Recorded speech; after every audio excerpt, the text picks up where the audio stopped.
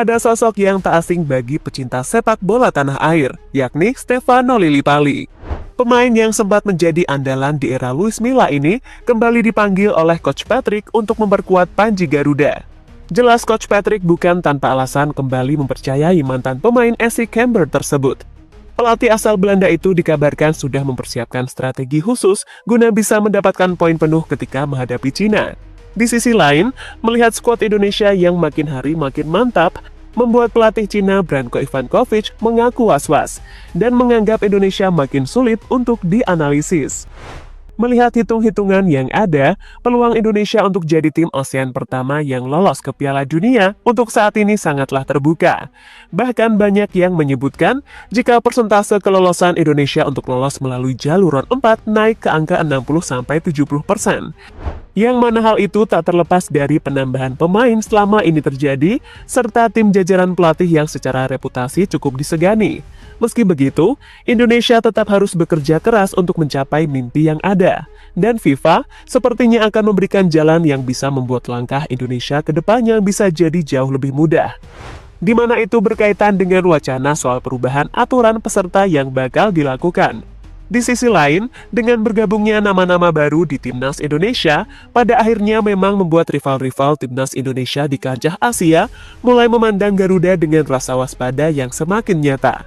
Jelas, dalam hal ini kekuatan Timnas gak bisa diremehkan lagi, karena Indonesia sekarang dinilai punya semua aspek yang membuat tim Garuda layak untuk berpartisipasi ke World Cup.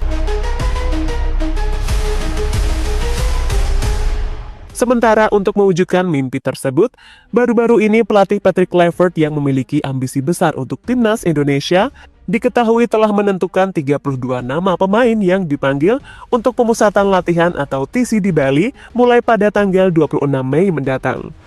Dalam skuad yang disebut sebagai Garuda Calling oleh PSSI, kita bisa melihat nama-nama pemain yang ada di bawah. Di posisi kiper, ada 5 nama kiper yang dipanggil, mulai dari Pais, Emil Audero, Hernando, Nadeo, dan juga kiper baru Reza Arya. Masuk ke posisi pemain bertahan atau center back, nama Elkan Bagot yang sempat diisukan comeback tak ada.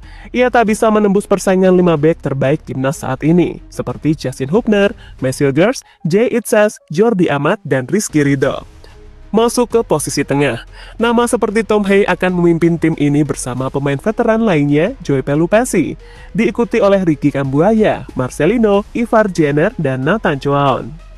Di posisi sayap kanan, timnas memanggil Yakob Sayuri, Kevin Dix, Shandy Walsh, Eliano, dan Asnawi. Dengan di sayap kiri, tim Garuda punya Shane Patinama, Yance, Pratama Arhan, Kelvin Verdonk, serta Dean James. Terakhir di posisi penyerang, timnas punya kejutan saat Stefano Lillipali akhirnya comeback. Ia akan bersaing dengan Septian Bagaskara, Sananta, Egy Maulana, Rafael Struijk, dan juga Ole Romani. Nah, dari semua nama tersebut, kita mendapatkan kejutan saat pada akhirnya tak ada Elkan, tak ada Ragnar. Skuad Garuda juga mendapatkan comeback Asnawi, Yakob, Yance, serta Lillipali, sebelum sosok Reza Arya datang sebagai new corner. Tapi terlepas dari itu, timnas punya skuad terbaiknya. Jay Itzas tengah berada di performa terbaiknya bersama Venezia, begitupun Eliano Renders, yang baru-baru ini mencetak gol kemenangan untuk timnya PZ Zwolle. Ole juga semakin matang di Championship bersama Oxford United, sedangkan Emil yang bakal jadi pengganti Pais di laga kontra Cina dipastikan dalam kondisi terbaik saat dirinya mampu membantu Palermo menuju babak playoff ke Serie A musim ini. Meskipun pada akhirnya Palermo gagal melangkah lebih jauh usai kalah dengan skor 1-0 atas Juve Stabia. Cina sepertinya telah membuka genderang panas ke Indonesia, di mana salah satu media besar di sana yaitu Sohu secara terbuka melontarkan pesai war yang menjadi bumbu jelang laga 5 Juni mendatang. Ya, media Sohu menilai kalau timnas Cina memiliki kans untuk menyapu bersih 2 laga sisa grup C dengan kemenangan, yakni saat tandang ke markas timnas Indonesia dan menjamu Bahrain. Akan tetapi, dari 2 laga yang ada, Sohu menilai jika Bahrain jauh lebih berbahaya ketimbang timnas Indonesia. Hal itu lantaran Sohu melihat ada celah besar yang bisa dimanfaatkan oleh timnas Cina dari timnas Indonesia. Bakal lebih sulit saat menghadapi Bahrain di kandang, namun jika Cina bermain seperti babak kedua laga melawan Australia, ada peluang memenangkan 2 laga pamungkas. Sementara itu, melihat bagaimana media Cina melakukan pesai war, tentu nggak membuat pasukan Garuda mundur. Seperti Alex Pastor yang kemungkinan besar akan mengadopsi taktik dari Ancelotti yang baru saja membawa Liverpool juara IPL.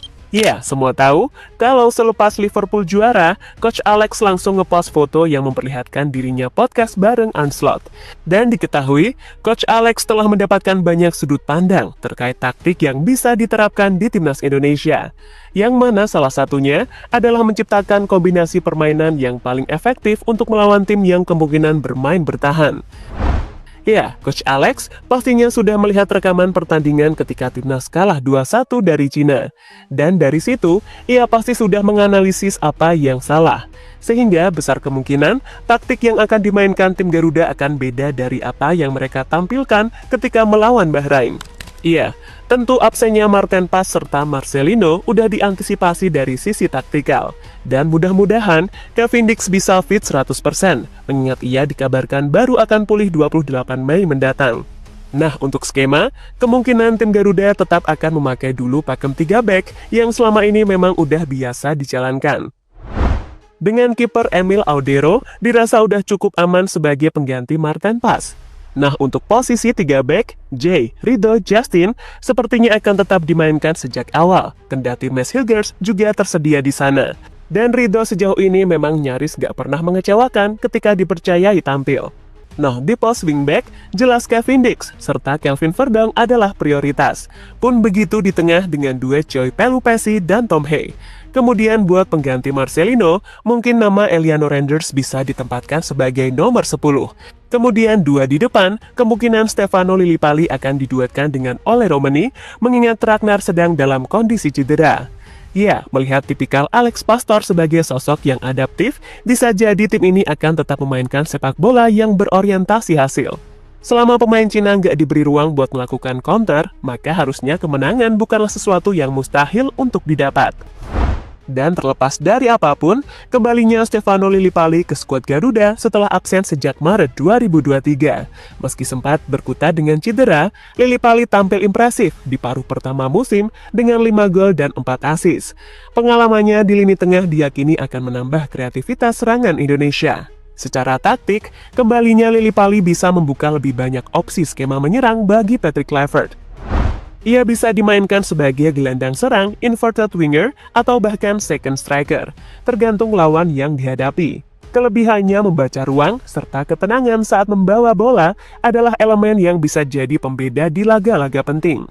Satu hal yang menarik, Lillipali tidak akan kesulitan beradaptasi di lini depan tim Garuda. Ia sudah akrab dengan gaya bermain pemain seperti Egy Maulana Fikri dan diprediksi juga bisa cepat membangun chemistry dengan striker keturunan baru seperti Ole Romani.